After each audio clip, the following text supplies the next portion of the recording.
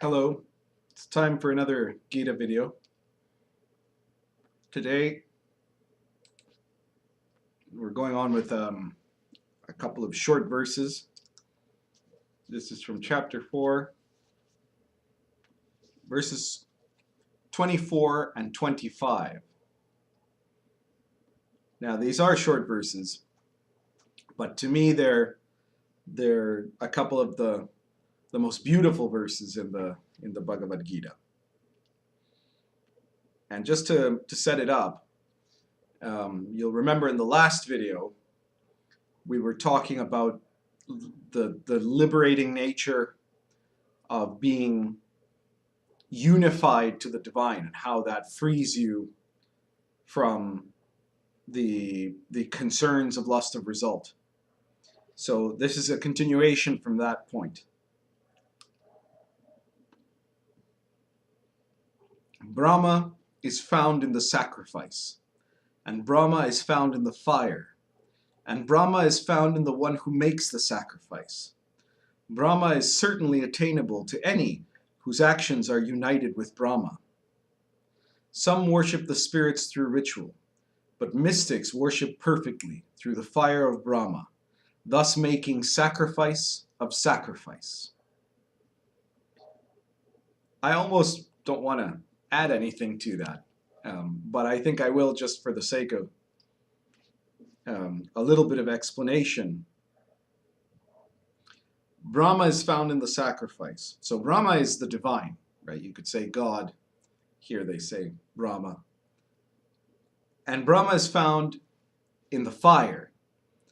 And the fire is where the sacrifice happens, where the sacrifice is performed. And Brahma is found in the one who makes a sacrifice. It says the divine is in the sacrifice being offered. The divine is in the fire that is consuming the sacrifice. The divine is in the person who is offering the sacrifice. So the divine is certainly attainable. It's like saying, if this force is inside you, it's inside the camera, it's inside my pipe, it's inside the chair, it's inside everything, then obviously it's attainable to everyone. It's attainable to anyone who unites their actions with Brahma, with the divine.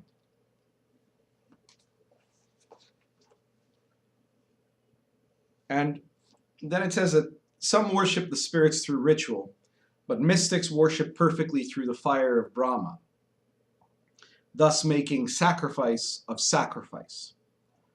So in a normal sacrifice, a normal religious sacrifice, what you had was somebody making an offering of something, meat, fruits, humans, animals, incense, whatever, that was being given up for the purpose of some kind of a blessing from the spirits, some kind of an exorcism, some kind of a healing, some kind of a promise of a gift, or those sorts of things, or for expiation for sins. And what the Gita here, what Krishna says, is worship through the perfect fire of Brahma. In this way, you make sacrifice of sacrifice. You let go of the attachment to those small, lesser individual means that are what you're trying to achieve, your lust of result. And instead, your sacrifice is the sacrifice of self to this greater unity. So if Brahma exists in what's being offered, and Brahma exists in the flame that receives the offering, and Brahma exists in the person making the offering, that means that the ritual of sacrifice itself is entirely symbolic, right? It means that the divine isn't found in religion. It's found everywhere, in everything. And the real issue is reaching that state of consciousness where you realize that. So you can worship with the ritual of religion. You can make the offering of the calf or the flowers or humans or incense or money or whatever. And you can offer your prayers. But none of those are the same as offering yourself. On the contrary, usually when you're making those offerings, it's because you're hoping to get something for yourself. So you offer yourself by making every act you take an act of awareness. If you are conscious at the time you're in action, if you are present, if you're physically showing up, mentally showing up, your awareness present in the act, then that act takes on a different quality. It takes on that quality of union to the divine. And then you can't be lost in thoughts about yourself. You have to be present in the moment of what you are doing. And in that moment, you don't exist, and Brahma doesn't exist separate from you. You become one thing.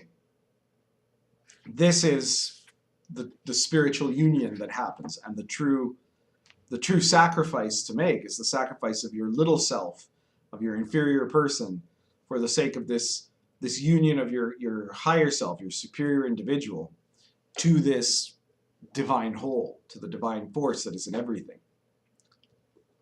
That's it for today. If you like this video, please subscribe. Check out there's the playlist for the Gita videos, and also check out the Yifa Society playlist on this channel, where you're going to see material on teaching about what I'm instructing with my students. And if you're interested in a system of spiritual cultivation and would like to work with a teacher, then please feel free to get in touch. Thank you very much.